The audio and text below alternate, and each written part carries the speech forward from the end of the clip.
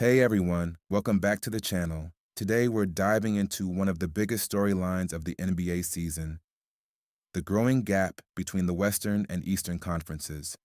The numbers tell a clear story. The West is dominating.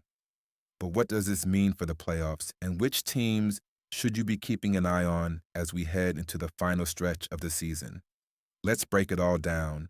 The Western Conference has been flexing its muscles all season long, winning a solid 56.4% of interconference games.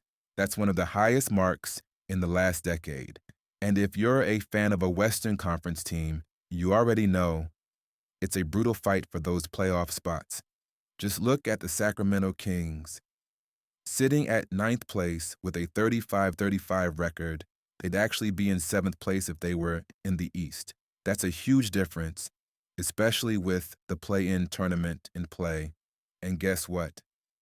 The Kings still have 7 more chances to grab key wins against Eastern teams. Let's talk about the players making waves this past week. Shout out to Aaron Wiggins of the OKC Thunder. He was a plus 57 in just 3 games. On the flip side, Jordan Hawkins from the Pelicans struggled, ending up with a minus 67 across 4 games. Team-wise, the Atlanta Hawks have been on fire, going 3-0 and rediscovering their offensive groove. Meanwhile, the Memphis Grizzlies took a tough hit, going 0-3. In the Wild West, a losing streak like that can drop you fast in the standings. Speaking of movement, let's check out this week's power rankings.